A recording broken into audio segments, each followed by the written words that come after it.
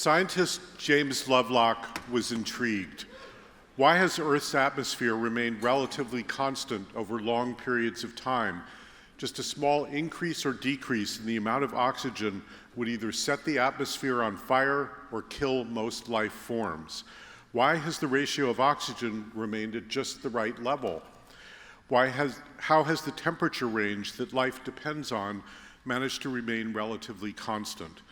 Why have the oceans maintained just the right salt concentration favorable to life?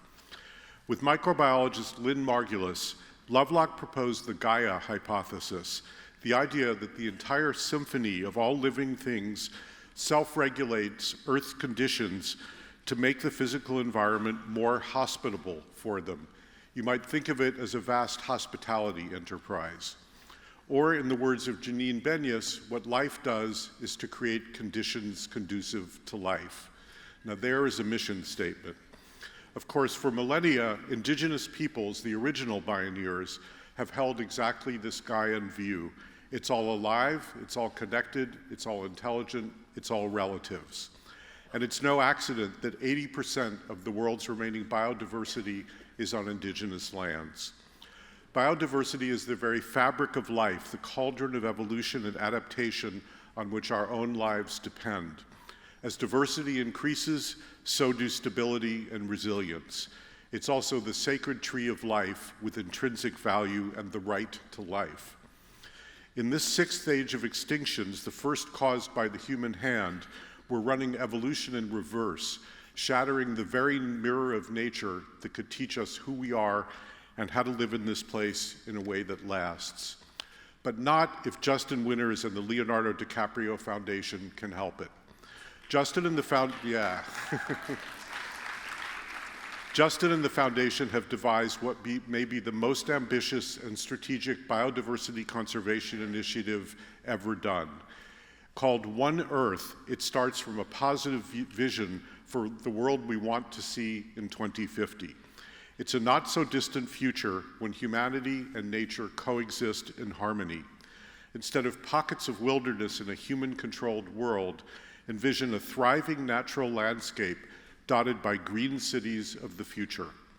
Networks of interconnected wildlands allow biodiversity to survive the impacts of climate change, ensuring the integrity of the biosphere and a supply of clean water, healthy food, and sustainable livelihoods for the 10 billion people living on Earth by mid-century.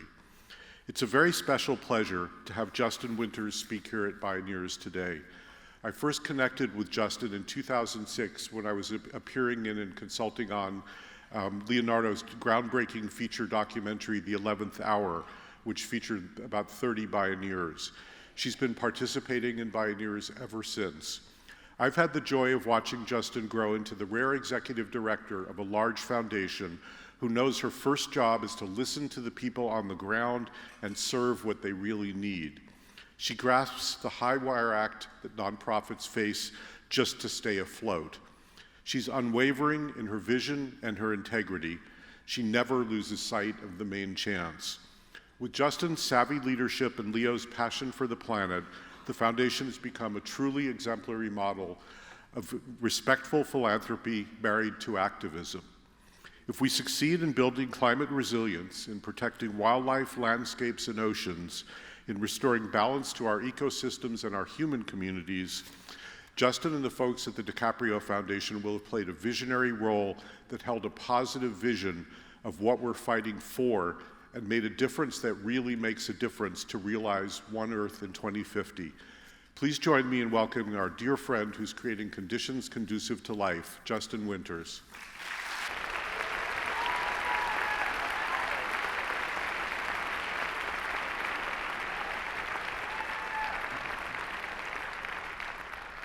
First off, thank you, Kenny. That means the world to me and to all of us at LDF and to Leo, because Kenny, Nina, Josh, and all of you in this room have served as such a source of inspiration and knowledge for us, and it's just an honor to be here with all of you. So, thank you. So, most of the world knows Leo as the film star and celebrity Leonardo DiCaprio. But Leo has been passionate about environmental issues his entire life.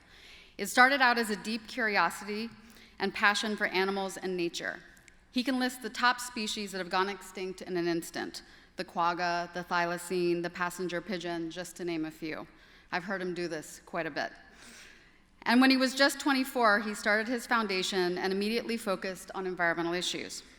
Several years later, he had a pivotal conversation with Al Gore about climate change that started a lifelong interest in understanding how humanity had created this epic crisis and what we could do about it. 12 years ago, when we first started working together, we really wanted to figure out how to harness the power of his unique platform to effect positive change. Since then, we've done it in 3 ways. We wanted to figure out how to grow the movement, so we created his social and digital channels to inform, inspire, and galvanize people into action on environmental issues. Today, we have over 60 million followers. We've used key media moments to disseminate critical messages to both decision makers and the public, like his speech to the UN on climate change in 2014, and then marching with indigenous groups at the People's Climate March in Washington, D.C. Last year alone, we garnered 4 billion media impressions, and that was all with environmental messages, issues, solutions, much to the chagrin of some of his followers. And after a series of successful fundraisers, we've been able to grant out over $100 million to over 200 projects across 60 countries.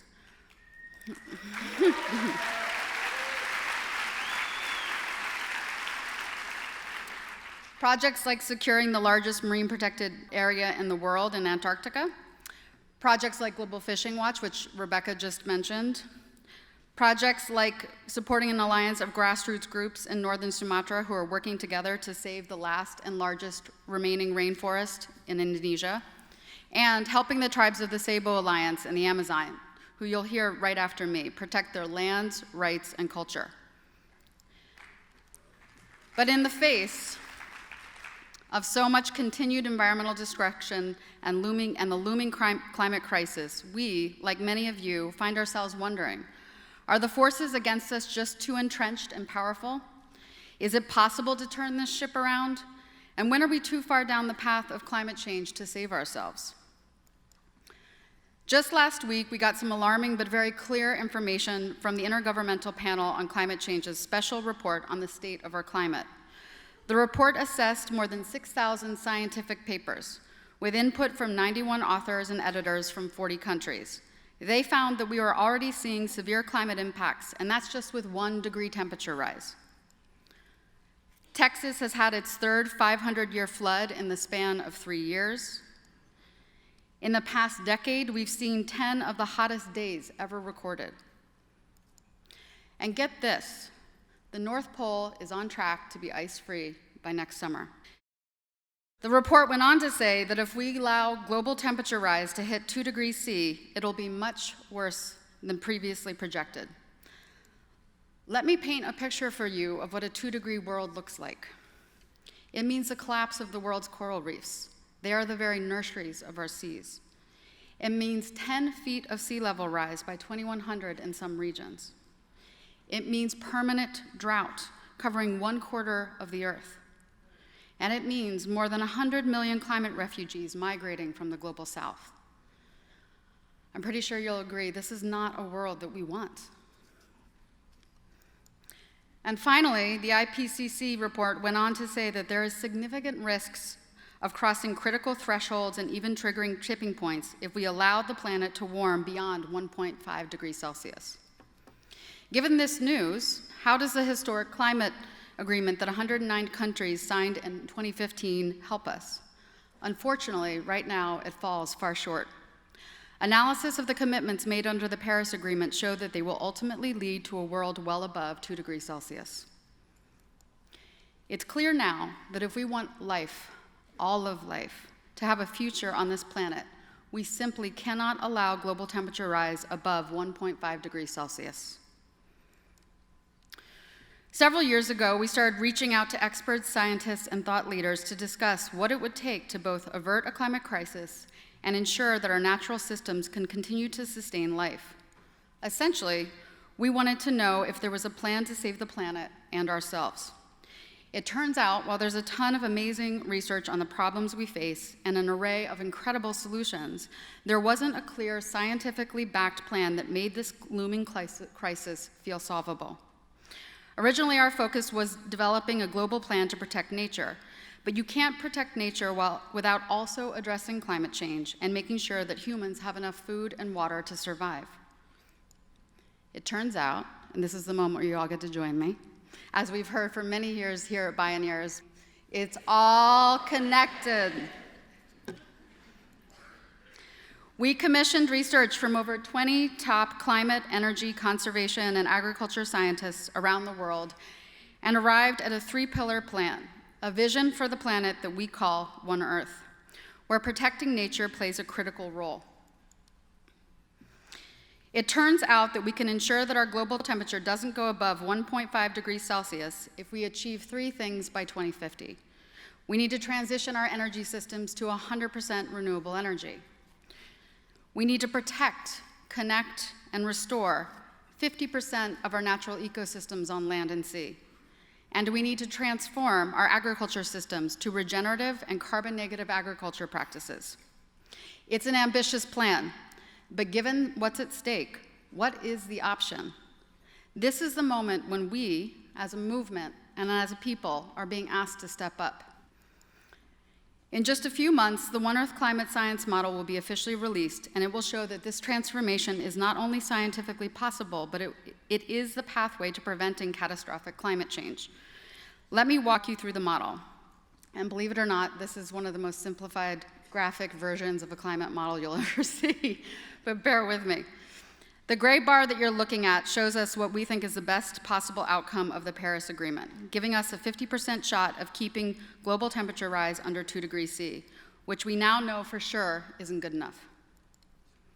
Here, the turquoise bar, you can see how transitioning to 100% renewable energy by 2050 would avoid about half of those CO2 emissions, which is better, but still not good enough to reach the 1.5 degree C line in red at the bottom.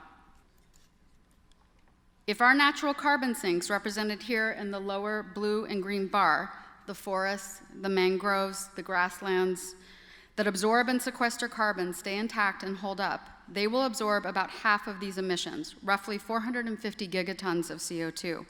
But there's still a big gap. And that's where natural climate solutions come in as the key to solving the climate crisis. By restoring degraded forests, grasslands, and wetlands, we can absorb as much as 300 gigatons of CO2. And finally, we can completely close the gap and reach 1.5 degrees Celsius by transforming our use of working lands through practices that draw down an additional 400 gigatons of CO2 out of the atmosphere and down into the soil. Practices like better forest management, agroforestry, silvopasture, and regenerative agriculture. These strategies are being integrated together for the first time in the One Earth Climate Model, proving that we have the solutions now to the climate crisis at our fingertips. It was just a few years ago when everybody thought that powering the world by solar and wind was a pipe dream. Well, today, 80 cities across the US and 12 countries around the world have committed to 100% energy, clean energy.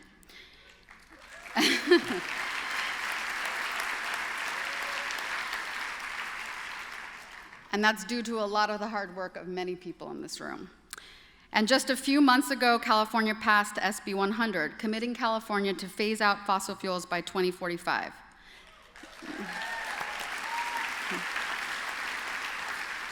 This is tangible proof that we can make transformative action occur quickly.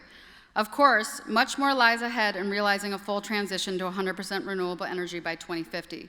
But the second and third pillars of the One Earth plan that put nature at the center of solving the climate crisis are where we need to build massive support and momentum. Several of the world's leading biologists, including E.O. Wilson and the Nature Needs Half Coalition, have stated that in order to prevent a mass extinction, we have to protect half the planet for nature. Half the planet.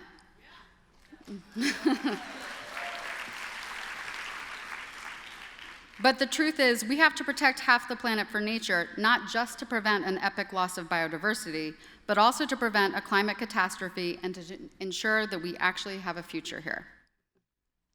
If we need to protect, connect, and restore 50% of our natural ecosystems to maintain the functioning of the biosphere, then what is the actual roadmap to achieving the 50%? What 50%? Well, we decided to try to tackle that question. Utilizing the latest advances in remote sensing and computer modeling and working closely with an array of conservation biologists and computer scientists, we developed a new dynamic map called the Global Safety Net.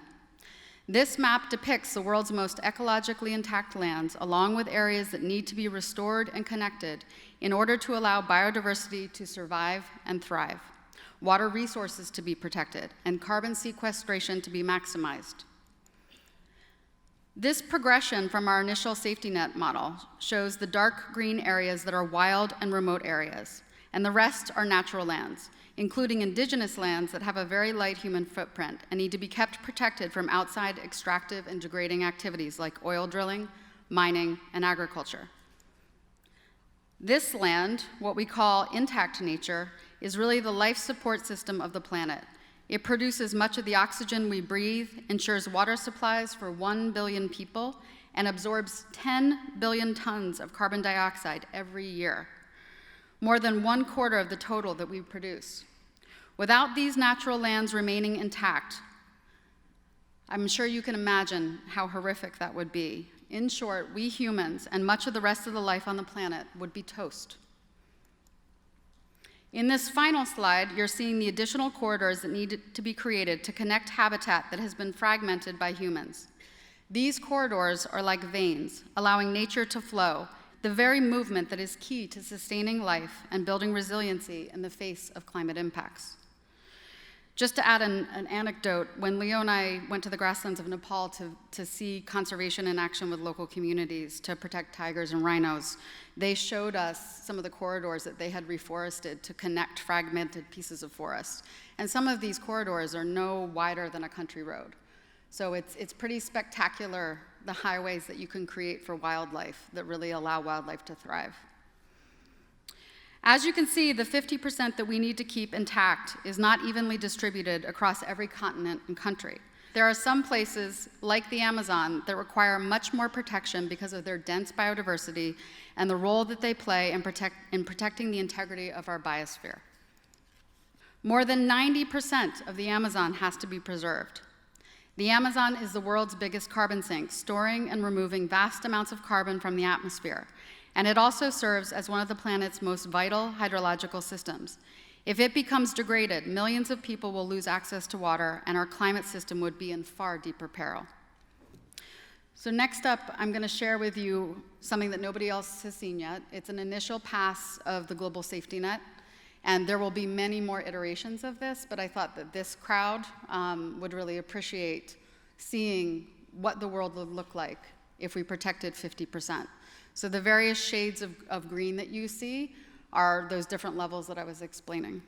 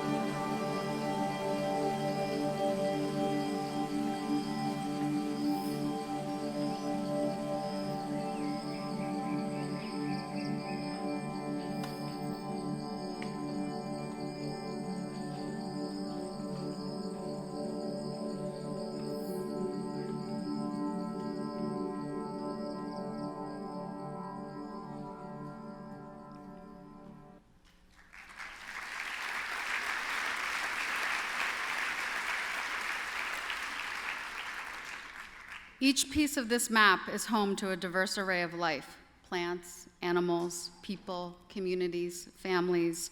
We all need to hold a vision of a restored and vibrant planet within us to make this vision a reality. We're working with a team of marine scientists on the layers of data that needed to be added in for the oceans. So you can imagine what a completed image on land and sea of the global safety net would look like. Once this is completed, it will be able to be used to create scenarios to articulate the social and economic benefits of protecting nature at the local and national levels, showing just how important it is for people to protect our natural systems. With the completed global safety net and a series of related scientific papers that we are funding and coordinating with a group of committed scientists, we hope to provide the scientific case for building public and political will to protecting 50% of the planet's natural systems in the lead up to the UN Convention on Biological Diversity that will take place in Beijing at the end of 2020.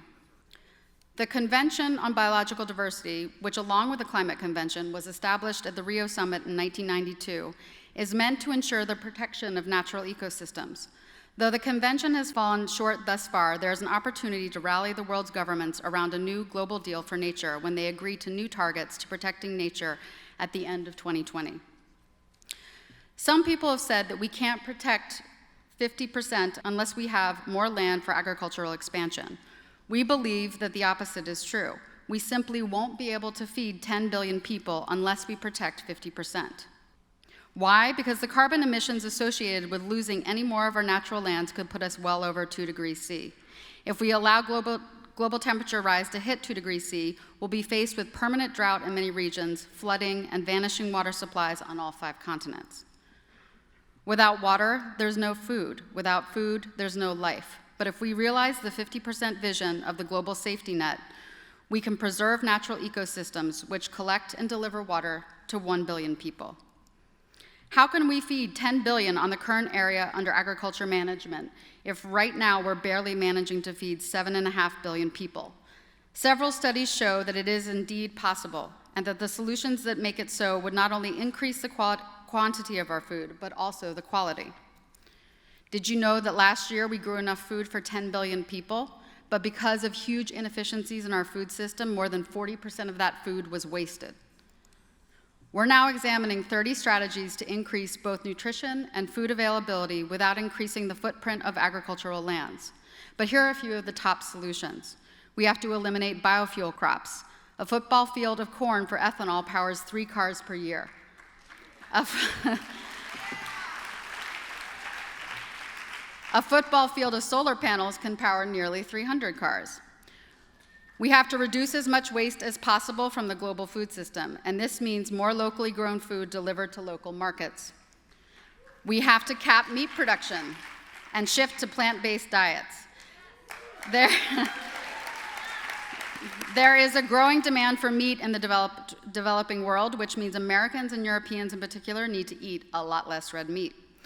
We have to end overfishing. By protecting 50% of the oceans, we can ensure continued healthy populations of fish for the billions of people that depend on seafood as a major source of nutrition.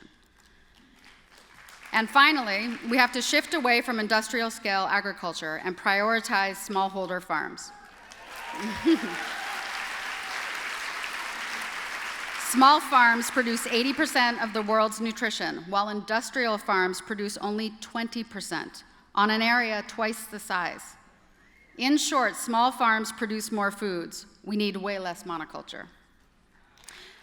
Clearly, the massive challenges we face, climate change, loss of biodiversity, feeding the world, access to water, cannot be solved in a silo. The solution requires us to see the biosphere and our role in it as a complete system. How many of people know what this map is? Nobody. Wow. We're used to seeing the world divided up by country boundaries, but this is a map of the world drawn by Mother Nature. Each of these colors is a different ecoregion. In short, an area of common communities of biodiversity. In many ways, it's similar to our human maps, but from the plant and animal kingdom perspective. The ecoregions, Mother Nature's map, is the organizing principle behind our global safety net. It's vital and long overdue to respect nature's systems and to use nature's map as the very basis of our plan to protect the biosphere. We worked with a group of scientists to group these ecoregions into 190 bioregions, clusters of ecoregions that need to be thought of together. Imagine the radical collaboration and transformation that could happen communities, indigenous groups, organizations, government, and business working together to develop a plan to protect an adequate amount of nature in their bioregion, in tandem with developing a plan to transition to renewable energy and transform the agriculture systems. Together with leading scientists, experts, committed individuals, and communities, we're building a strong scientific foundation and powerful tools for the world that we know is possible. The science and tools are not enough. At its core, One Earth is a new vision for the future that stands in stark contrast with the doom and gloom scenarios that dominate public discourse. It's understandable that some would think that painting a bleak picture of the reality of climate change is what's needed to change hearts and minds. But this approach hasn't worked. People feel depressed and overpowered by the magnitude of the problem. We're taking a different approach. We believe that a global transformation can happen if people around the world are inspired by a clear vision, a North Star for the movement that connects and tells the stories of the individuals and organizations who are implementing tangible solutions in their own communities, linking local action to global impact. A different future is possible. We can avert a climate crisis, protect our biosphere, and create a world where both nature and humanity coexist and thrive. Part of making the transformation possible is giving yourself the space to imagine what our world could be. Take a moment, right here, right now, to connect to the earth under your feet and the air that you breathe. Connect with all the energy that flows through your heart and your mind. Honor all the life that has come before, that is here now, and that can thrive far into the future. You are the fierce protectors of each other and our home. You were born into this time because you have the strength and the capacity to turn hope into action. You are the transformation. You and we, together, and with nature at our backs, have the power to do this. Thank you so much.